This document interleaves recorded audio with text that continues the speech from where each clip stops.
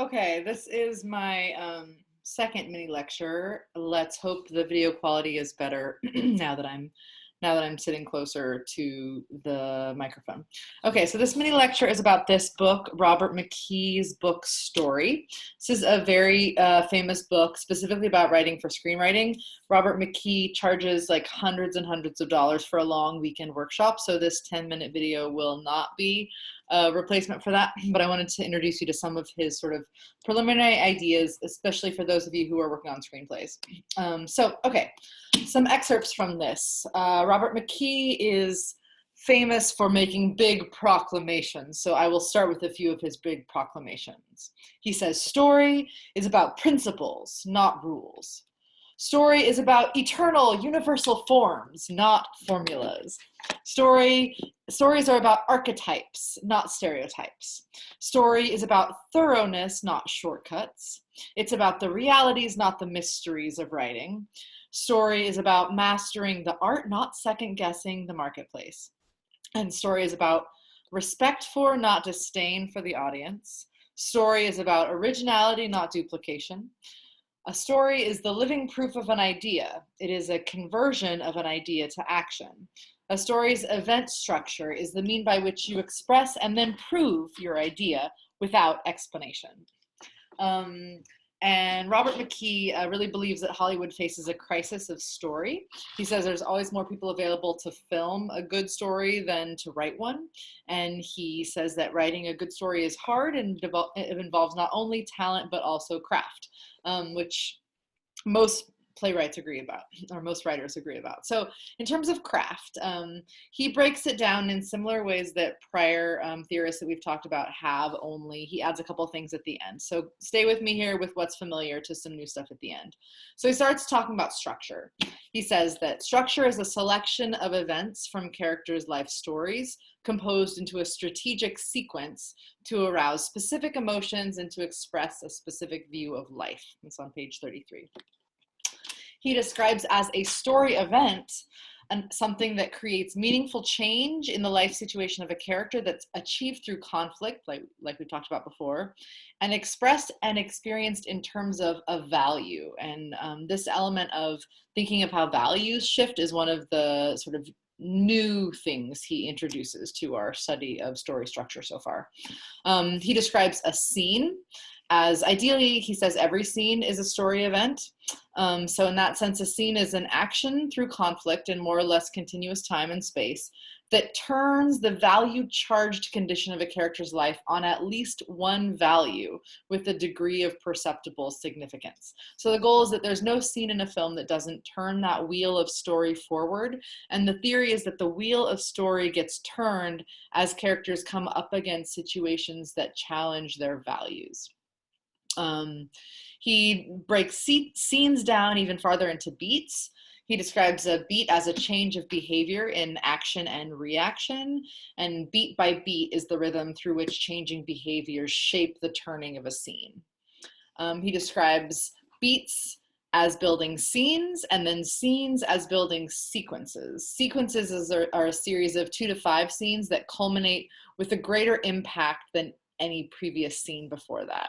This idea of cumulative and increasingly greater impact is a big theme of his structure analysis. So he then describes an act as a series of sequences that peaks in a climactic scene which causes a major reversal of values, more powerful in its impact than any previous sequence or scene.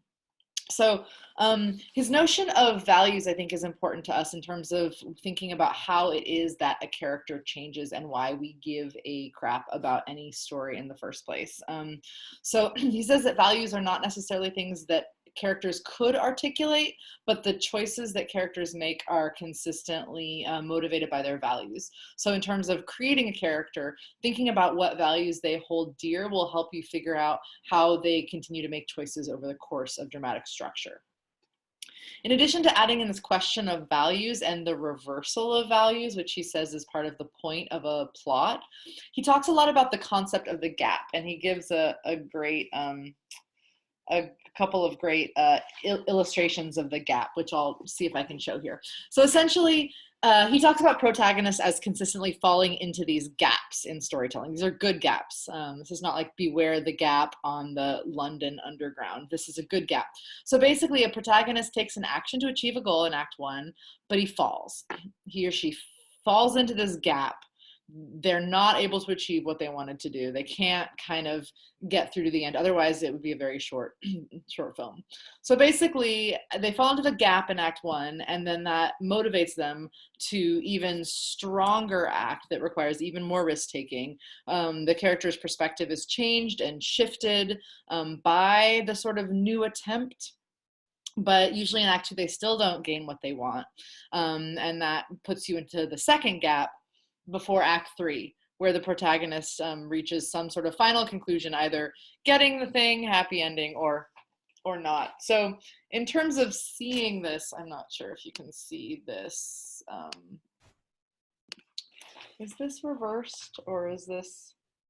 Yes, okay, I'll try to upload this. So the protagonist does the first action. They fall into the gap between the expectation and result. So they do the second action. They take a risk. They fall into another gap. They take a third action. There's a gap. Oh, and then, there's the fourth as they get to the end. So there's progressively greater risk and jeopardy. All right, so that's that gap element is a big contribution he makes to the theories of story. Next, he talks a bit about plot and different kinds of plot. He introduces this concept of 3 different plots: the arch plot, the mini plot, and the anti-plot, or the arc plot, the mini plot, and the anti-plot. So the arc plot or the arch plot is just the kind of plot as we generally assume and understand it. It's a story built around an active protagonist who struggles against primarily external forces of antagonism, maybe an antagonist or maybe just like society or social norms or whatever, to pursue his or her desires through continuous time within a consistent and causally connected fictional reality towards a closed ending of change. A closed ending is a kind of absolute change where no threads are left and no questions unanswered. So that's an arc plot or an arch plot. A mini plot he describes as not having no plot, but having less plot. Mini plots, he says, often has more passive protagonists, although we still know we can't have absolutely passive protagonists. Mini plots are often also less linear. They'll have more flashbacks or will sort of jump around in time more. And mini plots often have more open endings. So open means there's not an absolute change at the end and there are still questions unanswered. The third kind of plot he describes as the anti-plot. Anti-plot can be like theater of the absurd, or it can be unstructured. Clearly, it's the author's least favorite kind of plot, the anti-plot, and he describes it as substituting coincidence for causality, and is generally nonlinear and has open endings. He says that stories should not be slaves to the marketplace, and yet he does say if you go farther and farther away from the arch plot or the arc plot to the mini plot or the anti-plot in your story, you are less likely to have a big audience. It's a more niche audience the farther you go down. I think that's true, though I have critiques of it as well. Finally, he talks a bit about how story and character are interlocked. He talks about the function of story structure as being to provide progressively building pressures that force characters into more and more difficult dilemmas, where they have to make more and more difficult risk-taking choices, actions that gradually reveal their true natures, even down to their unconscious self. The function of character is to bring to the story those qualities of characterization necessary to convincingly act out choices. Characters must be credible. They don't necessarily have to be realistic, but they have to be credible. He tells us that character is revealed in the choices humans make under pressure. The greater the pressure, the deeper the revelation of character. He says character revelation is fundamental to all good storytelling. What seems is not what is, and people are never just what they appear to be. So the artist's craft in doing dramatic writing is to help audiences come to know characters in depth through their choices under pressure. And what is particularly unique about dramatic writing is the way that a character arc is told over one sitting in the case of a film, obviously more sittings for TV. The last big thing I want to give you from his world is the notion of a controlling idea. This is his terminology, R.McKee's terminology. So the controlling idea, he says, is a single sentence, a theory of why and how life undergoes change that is put forth by the film, not in concepts, but through understanding stories of characters as they go through life experiences. So he describes a controlling idea as a value plus a cause. So a value that the film or the main character of the film sort of arrives at after a series of causes up to and including the last act, the third or fourth act climax. So some examples he gives are for a controlling idea. Here's one from the film Groundhog Day. He says, happiness fills our lives when we learn how to love unconditionally. It sounds a little cheesy, but that's like the controlling idea of the film. Happiness fills our lives when we learn how to love unconditionally. Alternatively, the film Chinatown, classic movie, if you haven't seen it, go see it. The controlling idea is evil triumphs because it's a part of human nature. So it's the last act of Chinatown where we see evil triumphing, and it's because of human nature, right? That's the idea that the film gives us that we come away with.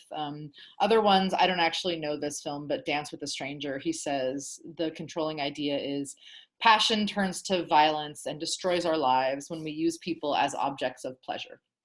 So what's important about controlling ideas is they help us understand the notion of the ending. So he tries to veer away from like happy ending, sad ending, or comedy, tragedy, but he does talk about controlling ideas being innately idealistic, innately pessimistic, or kind of innately ironic. So obviously, happiness fills our lives when we learn how to love unconditionally is idealistic. It has a sort of up ending, whereas evil triumphs because it's a part of human nature is pessimistic. It has a kind of down ending. So these are just general terminology for you to think through as you're thinking through your structure. The way that you change the value that the main character has over the course of their character arc that has unfolded through the plot elements that you have carefully constructed will give your piece of dramatic writing either an upending, an idealistic notion about what happens in life and why, or pessimistic notion about what happens in life and why. Or the third option he gives is this ironic. It's a little bit like, this happened and it's fucked up and that's what humanity is like. So that's a third option. I'm going to stop this now because I think that these mini lectures are better short, but that's a brief introduction to R.McKee's story, and I can answer questions about this or talk more in depth about the value and sort of controlling idea notions that he has later. But please think about these as you're moving forward with your final project. Okay, over and out. Stop recording, go away. Not you, me, the video.